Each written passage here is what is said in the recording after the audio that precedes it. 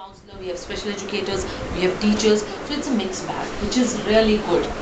So why is it good? As we said that, okay, we are starting with the identification of it. So at every level, you definitely know by definition that, okay, how we are going to identify these kids. Wherein first to, without thinking that, okay, what is the definition, or when I enter a class, I am looking forward to, okay, who is the LD child. Rather than that, what I would suggest is, we go to a class and I want 5 kids there. Number 1, the child who is not mentally retarded, right? Number 2, the child who is not emotionally disturbed. Number 3, the child who doesn't have any modality difficulties. When I say modality, in the terms of deaf and dumb or blind, right?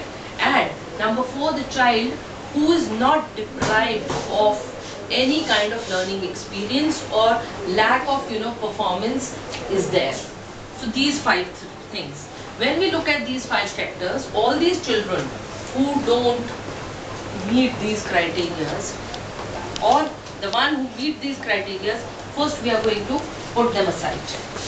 Fine? And now I am looking forward to this child whom we are going to talk about, and he is our learning disability child. That means the 5 points which are very important here to understand: the child who has the capacity to learn.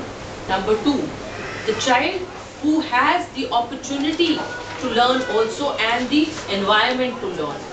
The child who has no modality difficulties. The child who doesn't have emotional disturbance, right? And a child who is not mentally retarded or so-called slow learner is my child who is a learning disability child. So this is a very practical approach for not only you to go in and find out. First you have to train your teachers on these simple things, that okay, you have to look onto that, and then only think of this and look at this particular child. Once that's been done, what is the first thing which comes to everyone's mind? When we say a learning disability child, whether it is the parent or whether it is the teacher, everyone says school. Parents do, let me change the school. Okay?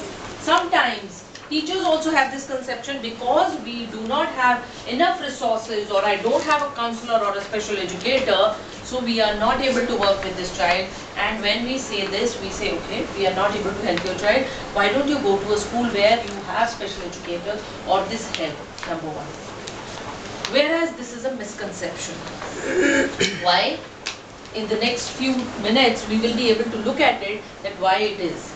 Yes, we don't say that only a special educator can help this child. Yes, it's like, when we are not feeling well, where do we go first? Whom do you go to first? Tell me. If I have bad throat, am I going to straight away to, ENT specialist? First thing we go to the general physician, right? So that's what all our mainstream teachers are. They are the first point. So first point is, then general physician may say, okay, this is not okay, fine, I will refer you to a specialist. So before the child comes on to you, because the notion is, okay, something wrong, call counselor, call the special educator if she is available in the school, and we straight away say, okay, come and observe the child. Before that, you have to train each one of your teacher. Like you say, when you have a counselor in the school, every teacher is a counselor, then why don't we say every special educator is not even a teacher, but yes, she is educator. So she can point out and find out those things, which will filter out lot of things for you. Once that's done, then we have to work on lot of other things. Again, one cannot work alone. We have to bring this environment and attitude within the school. It will take time, but once you have done that, your life becomes easy, and you will get your productive time to work with the child as a special educator or as a counselor. Else, half of your time goes into what I am talking about, filtering the child. You go, check, then you tell the teacher, no, this child is not this because of this. So it's like we are going the other way around. And that takes long. Yes. I tell you. Yes. That This really is what I am saying. So why, rather than going upside down, we have to go, the approach And that can only happen once your mainstream teachers are little equipped only to filter this one layer out. Okay, now we are going to do a little activity which will help all of us to understand something about these children, what we are talking about, which you can definitely take in and further use it further for yourself also. Before that, when we do this activity, there are certain rules to this. Number one, we are not doing any role playing. So you will not behave as if you are LD or I am a kid or I am so and so. Whatever you are right now, you will be the same. Alright? Then what we are going to do is called a singulation. A term is singulation, right? Then don't think that okay, you have to, if I ask you some question, purposely you will think that okay, I have to behave like a kid, or okay, we are doing some activity, so I will behave like this. No. Just be or feel whatever you are doing it. And if you feel that okay, we have singled you out of this, don't mind it.